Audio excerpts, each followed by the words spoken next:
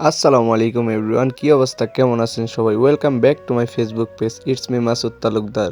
তো অনেক দিন পরে চলে আসলাম আবারও আপনাদের মাঝে একটি ভিডিও নিয়ে। তো এই ভিডিওতে দেখবেন আমি যাব টাঙ্গাইল থেকে যমুনা নদীর তীরে।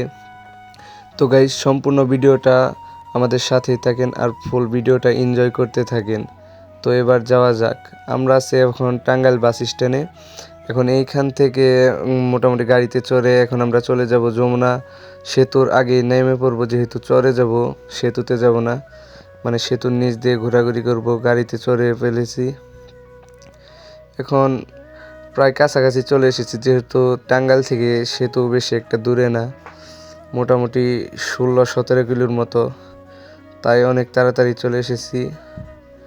আর গাইজ, দেখতে দেখতে আমরা চরের এইখানে নেমে পড়েছি। এখন এইখান থেকে 10 টাকা ভাড়া লাগবে অটো অথবা ভ্যানে, ওই চর পাড়ে গেতে সেতুর নিচে। আমরা এখন যাব ওই জায়গাটার নাম হচ্ছে পাহাড় পাহাড় পাথর চর, পাথর কাটা চর আর কি। এটা আমি অতটা ভালোভাবে জানি না। আমাদের এই ট্যুরে সম্পূর্ণ গাইড করছে এই রিক্সাওয়ালা, যেটা আর কি, মানে কই থেকে কোথায় যেতে হবে, নৌকা দিয়ে কোথায় যেতে হবে, আবার এই দিক নিয়ে না গিয়েও আমরা অন্য দিক দিয়ে চলে যেতে পারবো।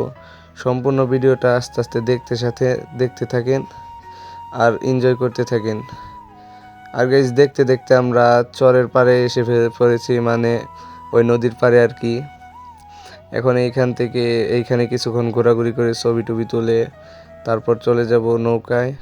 এন্ড গাইজ, যার কথা বললাম আর কি, এই রিক্সাওয়ালা মামাটা আমাদের সম্পূর্ণ জায়গাটা গাইড করেছে আর বলছে কই থেকে কই যাইতে হবে।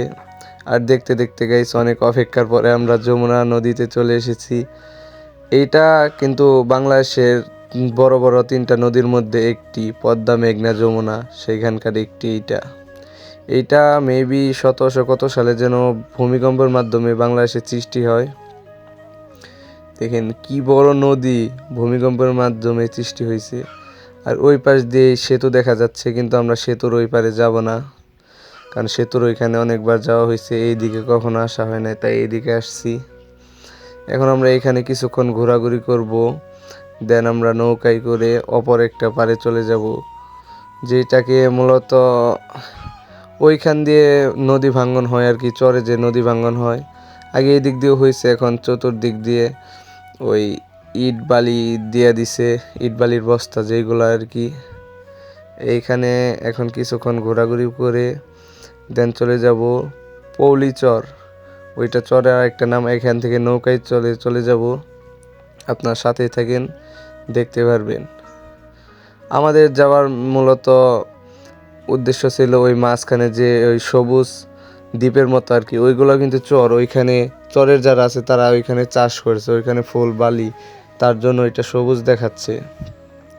ওইখানে চাষাবাদ করে ওইখানে যাইতাম, কিন্তু ওইখানে গেলে নাকি শুধু ওইখানে তার মধ্যে অনেক রোদ, তাই আর যাই নাই। আর গাইস, আমরা দেখতে দেখতে এখন ওই ট্রলার যেগুলো আছে গাড়ি পারাপার করছে আর করে, এইগুলার উপরে আইসা পড়ছি। এখন এইগুলারাই খেয়েছে মেবি, এখন ব্রিজ হওয়ার কারণে ততটা এগুলো ইউজ হয় না, আর এখন তো ওইভাবে পানি নাই। আর এই পাশ দিয়ে সব জায়গায় চাষাবাদ করতেছে চরের যারা আছে। এখন আমরা এই দিক দিয়ে একটু ঘোরাঘুরি করে দেন চলে যাব নৌকায়। সম্পূর্ণ ভিডিওটা আমাদের সাথেই থাকেন অ্যান্ড এনজয় করতে থাকেন।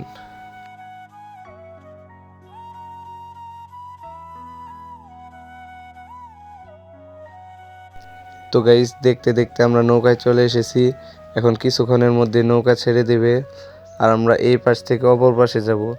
আমরা অবশ্য নৌকা ইচ্ছা করলে ভাড়া করতে পারতাম, কিন্তু করি নাই, মানে পার্সোনালভাবে, কারণ আমরা ওই পাশ দিয়ে আবার চলে যাব, এখন টাঙ্গাইল হয়ে চলে যাব, তাই আর কি ভাড়া করি নাই। এইটা যেহেতু যাবে, এইটা দিয়ে যাই। এটার ভাড়া পড়ছে এইখান থেকে ওই পলি চরে যাইতে 30 টাকা, যেটা আমাদের এইখানকার লোকই বইলা দিছে, আর ওই তখন রিক্সাওয়ালা বইলা দিচ্ছে আমাদের কয় টাকা ভাড়া পড়বে। আর গাইস, এইখানকার ভিউটা জাস্ট অসাধারণ, পুরা সমুদ্রের মতো। এখন তো চর উঠছে, তাই মাঝখানে দেখা যায় ওই ইয়ের মতো, দ্বীপের মতো, কিন্তু যখন ফুল পানি থাকে, আমি একবার ছোটোকালে আসছিলাম, তখন অনেক সুন্দর ছিল। আর গাইস, দেখতে দেখতে আমরা পলি চরের পাশে চলে এসেছি, পাড়ে নেমে পড়েছি।